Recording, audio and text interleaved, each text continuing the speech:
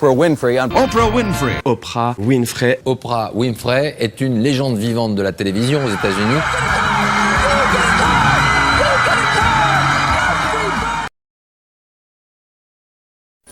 Il y a eu un moment de ma vie où j'ai commencé à douter. Je faisais tout comme il le fallait.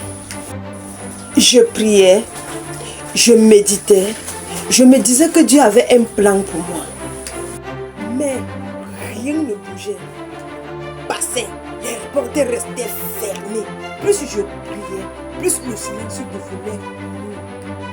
Alors, j'ai commencé à me demander. Et si ma foi ne suffisait pas?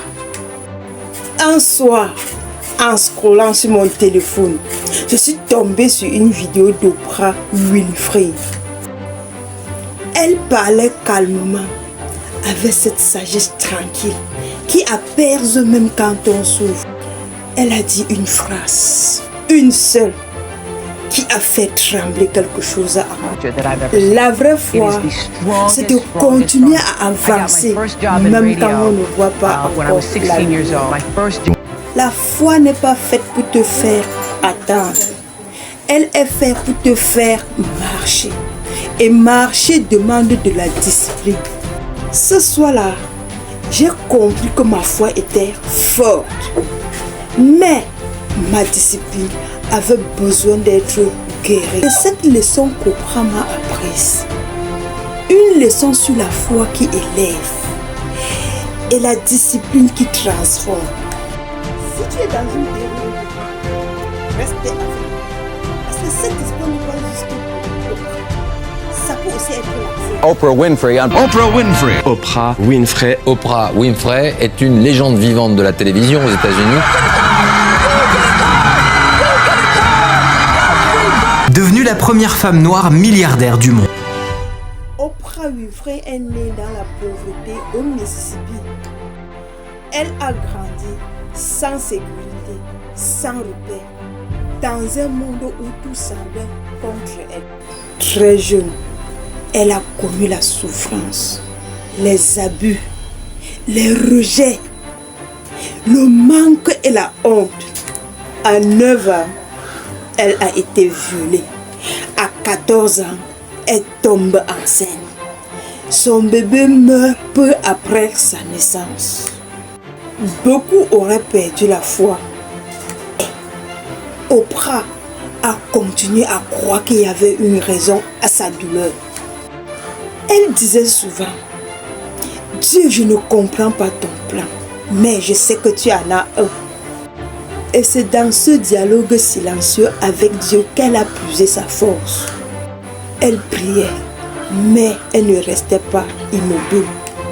Elle lisait, elle apprenait, elle lisait, elle écrivait, elle s'exprimait à l'église et elle animait les lectures. À chaque blessure, elle répondait par une action. À chaque douleur, elle répondait par une parole de foi. Et c'est là qu'a commencé la métamorphose. La foi n'était plus un simple espoir. C'était devenu une discipline du cœur. Got my first job in radio when I was 16 years old. Au début, tout semblait bien. We're out of the tea house today and we're in New York City. Yeah. Les critiques ont commencé. Tu es trop émotionnel. Foi ne passe pas à l'antenne. Tu vois, c'est souvent comme ça que la vie teste ta foi. Pas quand tu échoues, mais quand tu réussis un peu. Quand tu touches ton rêve du bout des doigts et que tout à coup il te glisse entre les mains. Oprah aurait pu abandonner. Elle aurait pu se dire, ce n'est pas pour moi. Mais elle a choisi la discipline. Elle a choisi de se lever encore plus tôt. Puis, d'apprendre, de travailler sa voix, son expression et son apathie. Elle a transformé ses critiques en carburant. Et un jour, ce qu'on appelait trop émotionnel est devenu sa marque. Parce qu'elle a compris une vérité simple. La discipline, ce n'est pas de devenir quelqu'un d'autre. C'est devenu pleinement toi, mais de façon intentionnelle. Oprah travaillait dans une grande chaîne de télévision.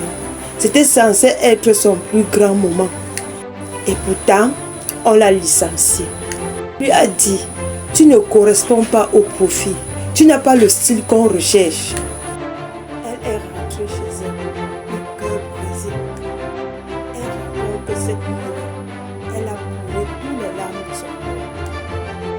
Et au milieu de cette pleurs, elle a prié, Seigneur, si ce n'est pas ici, alors montre-moi où. Quelques semaines plus tard, elle a été invitée à animer une émission à Chicago. Ce n'était pas grandiose, ce n'était pas grand, mais c'était son terrain de fou. Et là, tout a changé. Les gens ont commencé à se reconnaître dans ses émotions. Sa sincérité a touché les cœurs. Ce que les gens ont rejeté, Dieu l'a utilisé pour le révéler.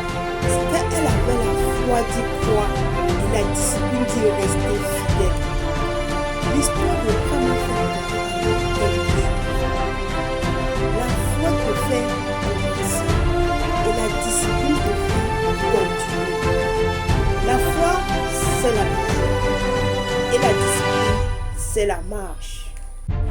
La foi, c'est ce que tu ressens le dimanche et la discipline, c'est ce que tu fais le lundi. On prie souvent pour les miracles alors que Dieu attend qu'on bouge nos pieds. Oprah n'a pas attendu une scène parfaite. Elle a marché par la foi et Dieu a honoré son nom. Et si tu regardes cette vidéo aujourd'hui, ce n'est pas un hasard. Dieu te dit, ne lâche pas maintenant, continue à marcher. Peut-être tu es fatigué, peut-être tu ne vois plus la lumière. Mais écoute bien, Dieu ne t'a pas oublié. Il t'entraîne, il te prépare. La foi ouvre la porte, mais la discipline te rend capable de la franchir. Alors, continue, même lentement, même dans les larmes, parce que ton obéissance d'aujourd'hui prépare ton élévation de demain. La foi t'élève, la discipline te transforme, et les deux ensemble te rendent inarrêtable. Or success in the future that I've ever seen. It is the strongest. Et si cette histoire t'a parlé, partage-la à une femme que tu aimes.